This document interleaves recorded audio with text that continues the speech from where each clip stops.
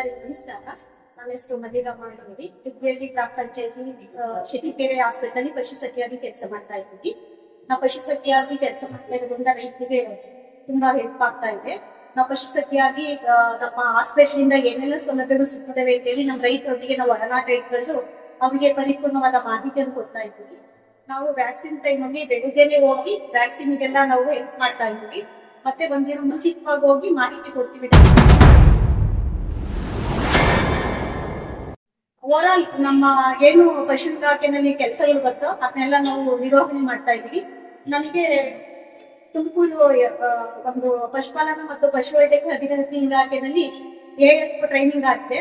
ಅದರಿಂದ ನಾನು ಒಂದು 75% ನಮ್ಗೆ ಕೆಲಸ ಮಾಡ್ಲಿಕ್ಕೂ ಕೂಡ ಬರ್ತಾ ಇದೆ. ನಾನು ಇನ್ಸೆಮಿನೇಷನ್ ಟ್ರೈನಿಂಗ್ ಆಗಿಲ್ಲ, ಅದನ್ನ ಸದ್ಯದಲ್ಲೇ ಕೊಡ್ತೀನಿ ಅಂತ ಹೇಳ್ತಿದ್ದಾರೆ. ನಮ್ಮ ಪಶುಸಖಿಯರಿಗೆ ಇದು ಒಂದು ತುಂಬಾ ವರದಾನ ಅಂತ ಅದನ್ನ ಬೇಡ್ಕೋಬಹುದು. ನಮ್ಗೆ ಈ ಒಂದು ಕೆಲಸ ಸಿಕ್ಕಿರೋದು ನಮಗೂ ಕೂಡ ತೃಪ್ತಿ ಇದೆ.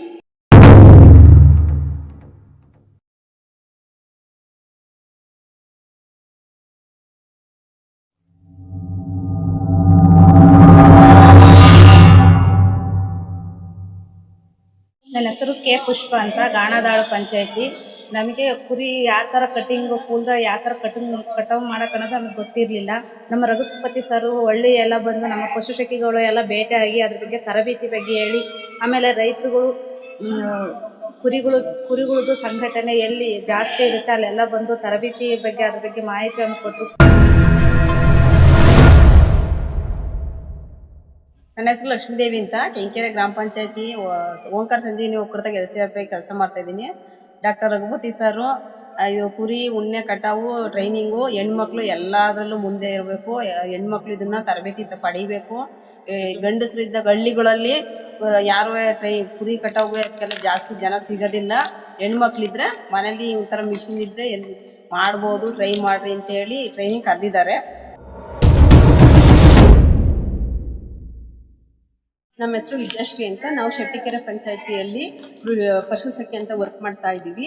ನಮಗೆ ರಘುಪತಿ ಸರ್ 4 ದಿನ ರಾತ್ರಿಕೃತ ಕುರಿ ಹುಣ್ಣಿಮೆ ಕಟಾವು ಅಂತೇಳಿ ಟ್ರೈನಿಂಗ್ ಇದೆ, ಬನ್ನಿ ಅಂತ ಹೇಳಿದರು. ಬಂದಿದ್ದೀವಿ.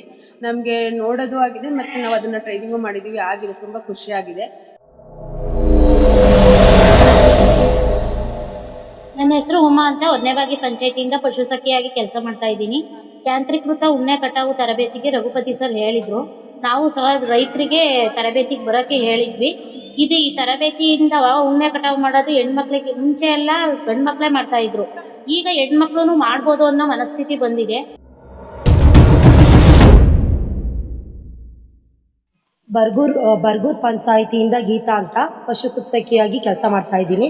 ಈ ದಿನದ 4 ದಿನ ಉಣ್ಣೆ ಕಟಾವು ಟ್ರೈನಿಂಗು ರಘುಪತಿ ಸರ್ ಕರೆದಿದ್ರು.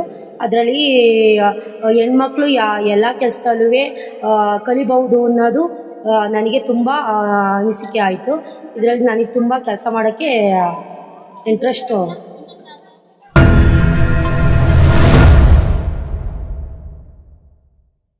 ನಾವು ಕೆಂಕೆರೆ ಗ್ರಾಮ ಪಂಚಾಯತಿಯಿಂದ ಬಂದಿರೋದು ಪಶುಸಖಿ ಅಂತ ಜಯಲಕ್ಷ್ಮಿ.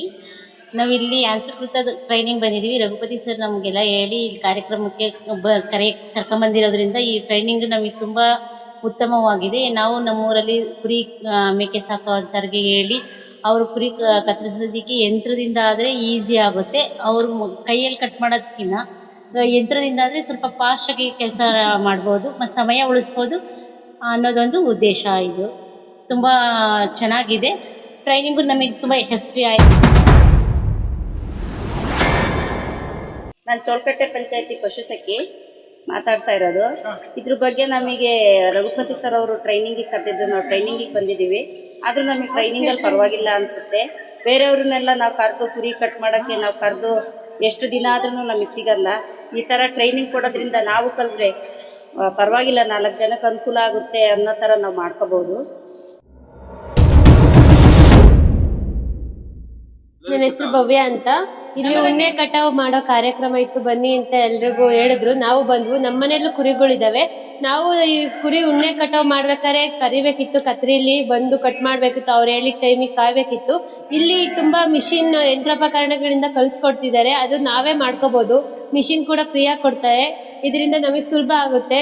ನಾವೇ ಕಟಾವು ಮಾಡ್ಕೊಳ್ಳೋದ್ರಿಂದ ಸಮಯನೂ ಉಳಿತಾಯ ಆಗುತ್ತೆ. ನಾವು ಎಷ್ಟು 1-2 ಕುರಿ ಕೂಡ ನಾವೇ ಮಾಡ್ಕೋಬೇಕು. ಅವ್ರು 1-2 ಕುರಿ ಇದ್ರೆಲ್ಲ ಬರಲ್ಲ ಅಂತಾರೆ, ಜಾಸ್ತಿ ಇರೋ ಕಾರಣಕ್ಕೆ ಬರಬೇಕು, ಅವ್ರ ಹತ್ರ ಹೋಗಿ ನಾವು ಕಟಾವು ಮಾಡಿಸ್ಬೇಕು. ಅದರಿಂದ ಸ್ವಲ್ಪ ರಿಸ್ಕ್ ಆಗ್ತಿತ್ತು. ಈಗ ತುಂಬಾ ಸಹಾಯ ಆಗ್ತಿದೆ ಇದರಿಂದ.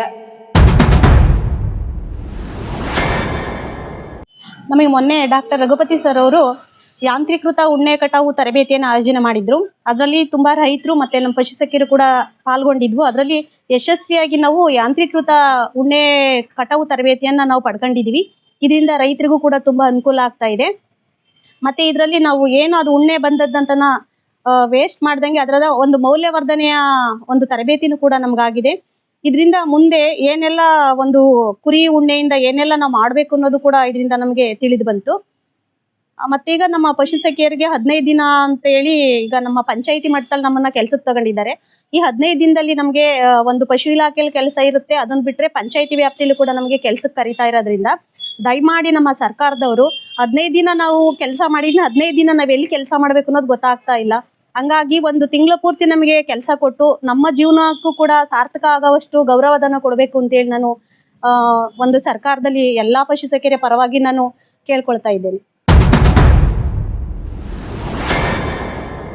ಚಾಕ್ಲೇಟ್ ಮಾಡಿದ್ದಾರೆ, ಐಸ್ ಕ್ರೀಮ್ ಮಾಡಿದ್ರೆ, ಎಲ್ಲ ಮಾಡಿದ್ರೆ, ಹಂಗ್ ಮಾಡಾದ್ಮೇಲೆ ಹಾಲಿಂದು ಅಂದ್ರೆ ಬಳಸೋ ಪ್ರಮಾಣ ಜಾಸ್ತಿ ಆಗಿರೋದು. ಹಂಗೆ ಇದ್ರಲ್ಲಿ ಮಟನ್ ಅಲ್ಲಿ ಮಾಡ್ಬೋದು, ಪ್ರತಿಯೊಂದ್ರಲ್ಲೂ ಮಾಡ್ಬೋದು.